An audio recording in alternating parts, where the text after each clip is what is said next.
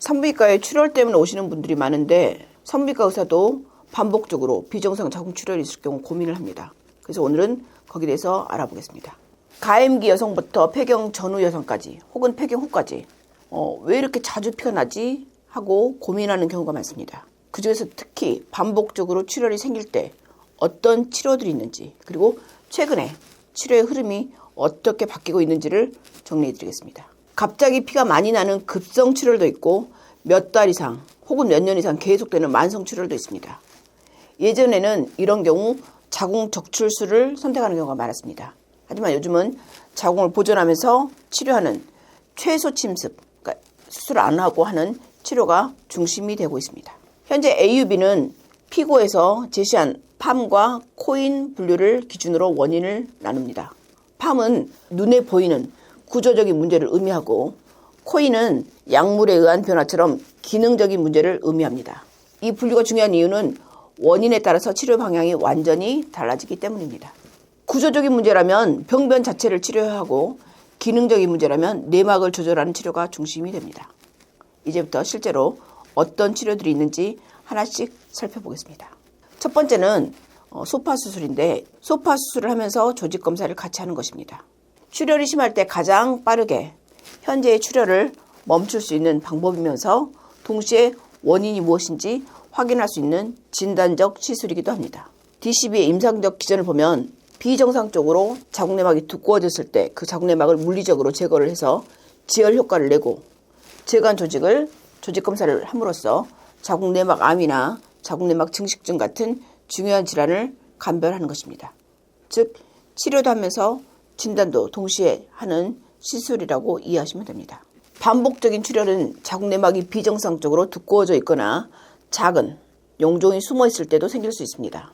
소파 수술은 이 두꺼워진 자궁내막을 제거해서 출혈을 멈추게 하고 제거한 조직을 통해서 출혈의 정확한 원인을 확인하는 데 도움이 됩니다. 시술은 수면 마취하에서 하는데 약 15분에서 20분 정도 시간이 소요되고 소량 출혈이 있을 수 있습니다. 치료 방식 두 번째, 미레나가 있는데 레보노게스트렐 자궁내 장치입니다. 단순한 피임 기구뿐 아니라 비정상 자궁 출혈을 치료하는 데 가장 강력한 비수술적 치료입니다. 미레나의 작용 원리는 자궁 안에서만 작용하는 고농도의 프로게스틴을 지속적으로 방출해서 자궁내막을 얇게 유지하고 그 다음에 자궁내막이 과도하게 자라는 것을 강하게 억제합니다. 전신적인 호르몬 부작용은 적으면서 자궁내막 조절 효과가 매우 강력한 것이 특징이고 요즘 많이 시술하고 있습니다. 미레나를 삽입하면 대부분 생리량이 크게 줄어듭니다. 그리고 생리통도 완화되는 경우가 많습니다. 다만 처음 한 3개월에서 6개월 동안은 소량의 부정출혈이 있을 수 있는데 이거는 치료의 실패가 아니라 적응 과정입니다. 미레나의 효과는 한 5년 정도 지속되고 임신을 원할 때 언제든지 제거하면 바로 임신 시도가 가능합니다. 치료 세 번째 방식인데요. 노바슈어라고 최근에 나온 아주 핫한 시술입니다. 자궁내막 소작술인데요. 더 이상 임신 계획이 없는 분들에게만 적용하는 영구적 치료 방법입니다. 최근에 저도 이 시술을 받았습니다.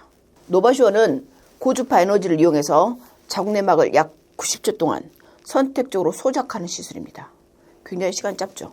조직의 저항이 일정 수준에 도달하면 자동적으로 전원이 차단되는 안전장치가 있기 때문에 과도한 손상을 방지하면서 필요한 만큼만 자궁내막을 소작을 하는 것입니다. 시술 시간은 90초로 매우 짧고 회복도 빠른 편입니다. 더 이상 자녀 계획이 없는 분들에게 적합하고요. 약 90초 동안 고주파 에너지를 사용해서 자궁내막을 건조시키고 치료 성공률도 약 90%로 생리량이 정상으로 돌아오거나 거의 없어지는 경우가 많습니다. 네 번째가 RF 마이올라이시스인데 고주파 자궁근종 용해술입니다. 자궁은 그대로 보존하면서 근종만 혹은 성근증만 선택적으로 치료할 수 있는 방법입니다. 작용 원리를 보면 고주파 바늘이 있는데 자궁 내부에 삽입합니다. 그리고 근종이나 성근증에 삽입해서 마찰열을 발생시키고 근종이나 성근증으로 가는 혈관을 차단해서 근종세포를 괴사시키는 방식입니다. 괴사된 조직이 시간이 지나면 자연스럽게 흡수가 되고요. 최근에는 질식 초음파 유도 방식으로 해서 배를 통하지 않고 흉터 없이 더 정교하게 안전하게 시술할 수 있습니다. 이 표를 보면 각 치료가 어떤 원인을 타겟으로 하고 어떤 목적을 갖는지 명확하게 구분이 되는데요. 비정상 자궁 출혈에는 정답이 하나가 아니라 환자의 상태에 따라 여러 치료를 조합하는 방식이 가장 효과적일 수도 있습니다. 요즘에는 자궁출혈이 심해도 자궁을 적출하지 않고 수술 없이 최소 침습 치료가 가능하니까 혹시 여러분이 반복되는 출혈이 있다면 댓글에 글을 남겨주시기 바랍니다.